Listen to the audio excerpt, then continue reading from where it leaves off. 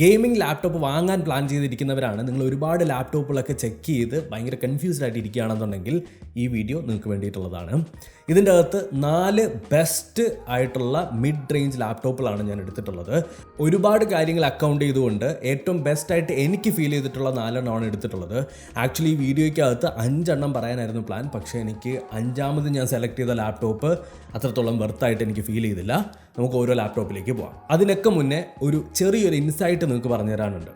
2026 എന്നുള്ളത് നിങ്ങൾ എപ്പോഴും മനസ്സിലാക്കുക. 2026 40 സീരീസോ 30 സീരീസോ GPU ഉള്ള ലാപ്ടോപ്പ് നിങ്ങൾ വാങ്ങേണ്ട കാര്യമില്ല. വാങ്ങുന്നെങ്കിൽ അതൊരു 50 സീരീസ് ഉള്ള ഒരു ലാപ്ടോപ്പ് ആയിരിക്കണം. കാരണം ഇനി വരാൻ പോകുന്ന ഗെയിമുകൾ, റിലീസ് ആവാൻ പോകുന്ന ഗെയിമുകൾക്കെല്ലാം ഏറ്റവും ബെസ്റ്റ് ആയിട്ടുള്ളൊരു അല്ലെങ്കിൽ ഏറ്റവും ലേറ്റസ്റ്റ് ആയിട്ടുള്ള ഒരു ലൈനിലുള്ള ഒരു ഗ്രാഫിക് കാർഡാണെന്നുണ്ടെങ്കിൽ അത്രയും നല്ലത്. രണ്ടാമത്തെ കാര്യം, ഞാൻ എപ്പോഴും നിങ്ങൾക്ക് റെക്കമെൻഡ് ചെയ്യുന്നത് ഒരു ഗെയിമിംഗ് ലാപ്ടോപ്പ് വാങ്ങുമ്പോൾ അതിൻ്റെ ബഡ്ജറ്റ് ഒരു 2 ലക്ഷത്തിന് താഴോട്ട് തന്നെ ഇരിക്കാനായിട്ട് ശ്രമിക്കുക. 2 ലക്ഷം രൂപയ്ക്ക് മേളിൽ 2.5 ലക്ഷം 3 ലക്ഷത്തിനൊക്കെ ഗെയിമിംഗ് ലാപ്ടോപ്പ് വാങ്ങുന്നതിനോട് എനിക്ക് പേഴ്സണലി തീരെ താല്പര്യമില്ല. ഇത് ഓൾറെഡി ഞാനൊരു വീഡിയോയിൽ ഡിസ്കസ് ചെയ്ത ടോപ്പിക്കാണ്, ഒന്നുകൂടി പറഞ്ഞ് ബുദ്ധിമുട്ടിക്കാനുള്ള നമുക്ക് ലാപ്ടോപ്പുകൾ നോക്കാം. ആദ്യത്തെ എൻ്റെ പിക്ക് എന്ന് പറഞ്ഞാൽ MSI Katana 15X. ഇതൊരു അഫോർഡബിൾ ആയിട്ടുള്ളതും എന്നാൽ ഒരു മിഡ് റേഞ്ച് എന്നാൽ പവർഫുൾ ആയിട്ടുള്ളതും നിങ്ങൾക്ക് പ്രൊഡക്ടിവിറ്റി ആൻഡ് ഗെയിമിംഗ് നിങ്ങൾക്ക് ബാക്കിയുള്ള പർപ്പസ് എല്ലാം മീറ്റ് ചെയ്യുന്ന ഒരു ഓവറോൾ അല്ലെങ്കിൽ ഓൾറൗണ്ടർ ആയിട്ടുള്ള ഒരു ലാപ്ടോപ്പാണ്. i7 14650HX ആണ് ഇതിനകത്ത് വരുന്ന പ്രോസസ്സർ. അതുപോലെ തന്നെ ഗ്രാഫിക് കാർഡ് നോക്കുകയാണെന്നുണ്ടെങ്കിൽ RTX 5050 8GB ആണ് വരുന്നത്. 16GB DDR5 റാം വരുന്നുണ്ട്. 512 GB ആണ് SSD. 144 Hz റിഫ്രഷ് റേറ്റ് വരുന്ന 15.6 ഇഞ്ച് IPS ഡിസ്പ്ലേ ആണ് വരുന്നത്. 8 മണിക്കൂർ ബാറ്ററി ബാക്കപ്പ് ആണ് ബ്രാൻഡ് പറയുന്നത്. ഓരോ ഗെയിമിന്റെയും ഗ്രാഫിക് ഇന്റൻസിറ്റി അനുസരിച്ചിട്ട് ബാറ്ററി യൂസേജും കൂടുകയും കുറയുകയൊക്കെ ചെയ്യും. പിന്നെ നിങ്ങളിരിക്കുന്ന റൂമിന്റെ ടെമ്പറേച്ചർ വളരെ ഇമ്പോർട്ടൻ്റ് ആണ്. ഇങ്ങനെയുള്ള കാര്യങ്ങളൊക്കെ വെച്ച് ഈ 8 മണിക്കൂർ എന്നുള്ളത് കുറഞ്ഞും കൂടിയൊക്കെ ഇരിക്കും കേട്ടോ. എനിക്ക് ലാപ്ടോപ്പിൽ കുറച്ച് പോരായ്മകൾ തോന്നിയിട്ടുണ്ട്. ഒന്നാമത്തത് 512 GB SSD മാത്രമേ ഉള്ളൂ. അപ്പോൾ നിങ്ങൾ പറ്റുവാണെങ്കിൽ ഒരു എക്സ്റ്റേണൽ SSD നിങ്ങളുടെ നോർമൽ ഫയലുകൾ കീപ്പ് ചെയ്യാൻ വേണ്ടിയിട്ട് വെച്ചിരുന്നാൽ നന്നായിരിക്കും. കാരണം ഇപ്പോൾ ഇറങ്ങുന്ന പല ഗെയിമുകളും അത്യാവശ്യം കുഴപ്പമില്ലാതെ ഒരു 200 GB 300 GB ഒക്കെ മൊത്തം ഇന്റർണൽ ഫയൽസ് ഉൾപ്പെടെ ഡൗൺലോഡ് ചെയ്ത് വരുന്ന സമയത്ത് സൈസ് വരുന്നുണ്ട്. സോ ഈ ലാപ്ടോപ്പ് അൺബോക്സ് ചെയ്ത് കഴിഞ്ഞാൽ ഉടനെ 512 GB ഫുള്ളായിട്ട് കിട്ടുമെന്ന് നിങ്ങൾ ഒരിക്കലും എക്സ്പെക്ട് ചെയ്യരുത്.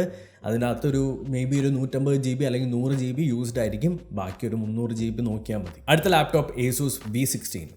ഇത് ആക്ച്വലി ഒരു എങ്ങനെ പറയാൻ, ഇതൊരു ബാലൻസ്ഡ് ആയിട്ടുള്ള ഒരു ലാപ്ടോപ്പാണ്. ഇതിനകത്ത് ഗെയിമിങ്ങും അറ്റ് ദ സെയിം ടൈം നിങ്ങളുടെ ഓഫീസ് വർക്ക്, അതുപോലെ തന്നെ എഡിറ്റിംഗ്, 3D വർക്കുകൾ അല്ലെങ്കിൽ നിങ്ങളുടെ വർക്കിന് റിലേറ്റ് ആയിട്ടുള്ള പരിപാടിക്കൊക്കെ ബെസ്റ്റ് ചോയ്സ്. 16 ഇഞ്ചിൻ്റെ ഒരു WU-XGA ആൻറ്റി ഗ്ലെയർ സ്ക്രീനാണ് വരുന്നത്. 300 nits ആണ് brightness, which is great.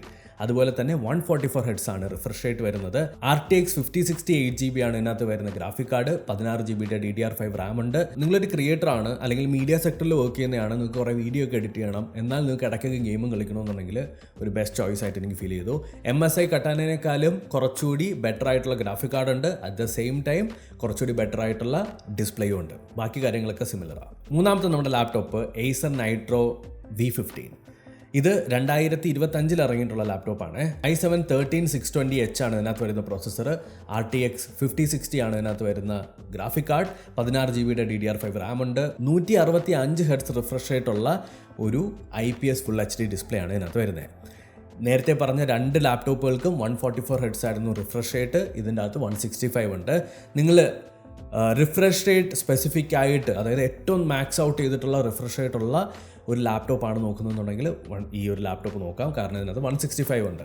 Still ഇതിൻ്റെ അകത്ത് ഏറ്റവും മേജറായിട്ട് നിങ്ങൾ ആലോചിക്കേണ്ട കാര്യം എന്ന് വെച്ചാൽ 165 റിഫ്രഷ് റേറ്റ് ഉണ്ടെങ്കിലും നിങ്ങൾക്ക് ഹൈ ഗ്രാഫിക്സിലിട്ട് 165 Hz അല്ലെങ്കിൽ 165 FPS കിട്ടുന്ന രീതിയിലേക്ക് കളിക്കാൻ ബുദ്ധിമുട്ടായിരിക്കും. 165 FPS പുഷ് ചെയ്യാന്ന് പറഞ്ഞു കഴിഞ്ഞാൽ അത് ഈ ഒരു ഗ്രാഫിക് കാർഡിനെ കൊണ്ട് പറ്റൂല. 5070 ഒക്കെ ആയിരുന്നെങ്കിൽ വീണ്ടും അത് ഓക്കെ എന്ന് പറയാം. സോ നിങ്ങൾക്ക് ഒരു മീഡിയം ഗ്രാഫിക്സിലിട്ട് 165 FPS പുഷ് ചെയ്യണമെന്നുണ്ടെങ്കിൽ, അല്ലെങ്കിൽ നിങ്ങൾ കളിക്കുന്ന ഗെയിമിൽ FPS മാറ്റർ ചെയ്യുന്നുണ്ട്, നിങ്ങൾ ഭയങ്കരമായിട്ട് എനിക്ക് മാക്സിമം ഫ്രെയിം റേറ്റ് കിട്ടണമെന്നുണ്ടെങ്കിൽ ഡെഫിനറ്റ്ലി ഗോ ഫോർ ഇറ്റ്. നാലാമത്തെ നമ്മുടെ laptop Lenovo LOQ15. By far ഇത്രയും ലിസ്റ്റിൻ്റെ അകത്ത് മൈ ഫേവറേറ്റ്, പേഴ്സണൽ ഫേവറേറ്റ്. ഇതിനകത്ത് Ryzen 7 8 core 16 thread ഉള്ള ഒരു പ്രോസസ്സറാണ് ഉപയോഗിച്ചിട്ടുള്ളത്. RTX 5060 8GB GDDR7 ഗ്രാഫിക് കാർഡാണ് ഇതിനകത്ത് ഉപയോഗിച്ചിട്ടുള്ളത്. 1 TB SSD കിട്ടുന്നുണ്ട്. 144 Hz refresh rate plus G-Sync support ചെയ്തിട്ടുള്ളൊരു ഡിസ്പ്ലേ, 24 സൗണ്ട് RGB കീബോർഡ് ഉണ്ട്, 60 Wh/h ആണ് ഇതിൻ്റെ ബാറ്ററി. ഫോർ എക്സാമ്പിൾ എനിക്ക് ഇഷ്ടപ്പെട്ട കുറച്ച് ഗെയിമുകൾ നോക്കാം. Red Dead Redemption 2, GTA 5, may be GTA 6 ഇറങ്ങുമ്പോൾ, Forza Horizon, ഇതേപോലുള്ള ഗെയിമുകളെല്ലാം ഇൻസ്റ്റാൾ ചെയ്യപ്പെടുമ്പോഴത്തേക്കും 512 GB SSD എന്ന് പറഞ്ഞാൽ സഫീഷ്യൻ്റ് അല്ല. ആൻഡ് അതിൻ്റെ കൂടെ നിങ്ങളിപ്പോൾ എഡിറ്റ് ചെയ്യുന്നവരാണെന്നുണ്ടെങ്കിൽ ഒരുപാട് എഡിറ്റിംഗ് ആപ്ലിക്കേഷൻസ് ഡൗൺലോഡ് ചെയ്യണം, അതിൻ്റെ എല്ലാം പ്ലഗിൻസ് ഡൗൺലോഡ് ചെയ്യണം, ഇതിലൊക്കെ സ്റ്റോറേജ് വേണം. സോ Lenovo LOQ15 അകത്ത് നമുക്ക് 1 TB SSD കിട്ടുന്നുണ്ട്, വിച്ച് ഇസ് സൂപ്പർ. മൊത്തത്തിൽ പറഞ്ഞു കഴിഞ്ഞാൽ ഈ ഒരു ലാപ്ടോപ്പിൻ്റെ പ്രൊസസ്സർ, GPU, അതുപോലെ തന്നെ ഡിസ്പ്ലേ, സ്റ്റോറേജ് എല്ലാം കൂടി ചേർത്ത് കഴിഞ്ഞാൽ ഒരു മേജർ പരിപാടികളെല്ലാം തീർത്ത് കിട്ടും. നിങ്ങൾ സ്ട്രീം ചെയ്യണമെന്നുണ്ടെങ്കിൽ നിങ്ങൾക്ക് സ്ട്രീം ചെയ്യാം, നിങ്ങൾക്ക് എഡിറ്റ് ചെയ്യണമെന്നുണ്ടെങ്കിൽ എഡിറ്റ് ചെയ്യാം, നിങ്ങൾക്ക് 3D ചെയ്യണമെന്നുണ്ടെങ്കിൽ 3D ചെയ്യാം, നിങ്ങൾക്ക് ഗെയിം ചെയ്യണമെന്നുണ്ടെങ്കിൽ ഗെയിം ചെയ്യാം. ഓവറോൾ എൻ്റെ പേഴ്സണൽ ഫേവറേറ്റ് ആൻഡ് എൻ്റെ പിക്ക് എന്താണെന്ന് ചോദിച്ചു കഴിഞ്ഞാൽ Lenovo LOQ15 ആയിരിക്കും. പക്ഷേ ഇതിനകത്ത് കുറച്ച് ഡൗൺ സൈഡും കൂടി ഉണ്ട്. Lenovo LOQ സീരീസ് മൊത്തത്തിൽ എടുത്തു കഴിഞ്ഞാൽ ബിൽഡ് ക്വാളിറ്റി അത്രയ്ക്കും അടിപൊളിയാണെന്ന് എനിക്ക് ഇന്നേ വരെ തോന്നിയിട്ടില്ല. എനിക്ക് എപ്പോഴും അത് കൈകൊണ്ട് എടുക്കുന്ന സമയത്ത് ഒരു ചീപ്പെന്ന് പറയാൻ പറ്റില്ല, ഒരു പ്ലാസ്റ്റിക്കി ഫീൽ എപ്പോഴും ഉണ്ടാവും. ബാക്കിയുള്ള ലാപ്ടോപ്പുകളെല്ലാം കുറച്ച് ഫേം ആയിട്ട് ഫീൽ ചെയ്യും, ഈ ലാപ്ടോപ്പ് കുറച്ചിങ്ങനെ മഷിയായിട്ട് ഫീൽ ചെയ്യുന്നതായിട്ട് എനിക്ക് ഫീൽ ചെയ്തിട്ടുണ്ട്, which is not that great. ഇപ്പോൾ പെർഫോമൻസിൻ്റെ കാര്യം മാത്രം നോക്കിയാൽ പോരല്ലോ, ഇത് ഒരു പോർട്ടബിൾ ഡിവൈസ് ആയതുകൊണ്ട് നമ്മൾ എപ്പോഴും എടുത്തുകൊണ്ട് നടക്കാനുള്ളതാണ്. ഞാൻ ഈ പറഞ്ഞ 4 ലാപ്ടോപ്പുകളും അടിപൊളി ലാപ്ടോപ്സ് ആണ്. പക്ഷേ ഇതിൽ ഏത് ചൂസ് ചെയ്യണമെന്നുള്ളത് നിങ്ങളുടെ യൂസബിലിറ്റി അനുസരിച്ചിരിക്കും, അതുപോലെ തന്നെ ബഡ്ജറ്റും. നിങ്ങൾക്ക് ഇതിനകത്തുള്ള ഓരോ ലാപ്ടോപ്പിൻ്റെ പ്രൈസ് റേഞ്ച് നിങ്ങൾ നോക്കിക്കഴിഞ്ഞാൽ 3000 രൂപ, 10000 രൂപ, 15000 രൂപയൊക്കെ കൂടുതലും കുറവൊക്കെയാണ്. അപ്പോൾ നിങ്ങൾക്ക് 10000 രൂപ കുറവാണ്, നിങ്ങൾക്ക് 10000 രൂപ എക്സ്ട്രാ ഇടാനില്ല എന്നുണ്ടെങ്കിൽ go for the first one, അല്ലെങ്കിൽ സെക്കൻഡ് വൺ, തേർഡ് വൺ.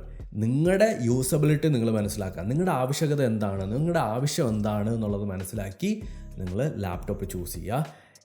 ഒരുപാട് ഓപ്ഷൻസ് ഉണ്ട്. ഞാൻ ഈ പറഞ്ഞു തന്ന ഓപ്ഷൻസ് വെറും കൂർ ഓപ്ഷൻസ് ആണ്, വേറെ ബെറ്റർ ഓപ്ഷൻസ് ഉണ്ട് എന്ന് ചിലപ്പോൾ ആളുകൾക്ക് പറയാനുണ്ടായിരിക്കും. അങ്ങനെ ഉണ്ടെങ്കിൽ നിങ്ങളുടെ അഭിപ്രായങ്ങളും ഇതിൻ്റെ കമൻറ്റ് സെക്ഷനിൽ കമൻറ്റ് ചെയ്യാം. സോ ഈ വീഡിയോ കാണുന്ന ആളുകൾക്ക് ഹെൽപ്ഫുൾ ആവും. എൻ്റെ പിക്കാണ് ഞാൻ പറഞ്ഞത്, എനിക്ക് ഫീൽ ചെയ്തതാണ് ഞാൻ ഈ ഒരു വീഡിയോയിൽ ഷെയർ ചെയ്തത്. ഐ ഹോപ്പ് ഈ വീഡിയോ നിങ്ങളെ ഹെൽപ്പ് ചെയ്തിട്ടുണ്ട് എന്നുള്ളത്. അപ്പോൾ 2026 നിങ്ങളൊരു ഗെയിമിംഗ് ലാപ്ടോപ്പ് വാങ്ങാൻ പ്ലാൻ ചെയ്യുകയാണെന്നുണ്ടെങ്കിൽ ഈ പറയുന്ന ഓപ്ഷൻസ് നിങ്ങളുടെ ലിസ്റ്റിലേക്ക് ആഡ് ചെയ്തോളൂ. എന്നിട്ട് നിങ്ങൾക്ക് ഏത് വാങ്ങണമെന്നുള്ളത് നിങ്ങൾക്ക് തന്നെ ചൂസ് ചെയ്യാം. നിങ്ങളുടെ ഇഷ്ടമാണ്, നിങ്ങളുടെ പൈസയാണ്. ബട്ട് വാങ്ങുമ്പോൾ നിങ്ങളുടെ യൂസബിലിറ്റി എന്താണെന്ന് മനസ്സിലാക്കി വാങ്ങിച്ചാൽ അത്രയും നല്ലത്. അപ്പോൾ thank you so much for watching. ഈ വീഡിയോ ഇഷ്ടപ്പെട്ടു എന്ന് കരുതുന്നു. ഇഷ്ടപ്പെട്ടെങ്കിൽ ലൈക്ക് ചെയ്യുക, ഷെയർ ചെയ്യുക, സബ്സ്ക്രൈബ് ചെയ്യുക. അടുത്ത വീഡിയോയിൽ കാണാം.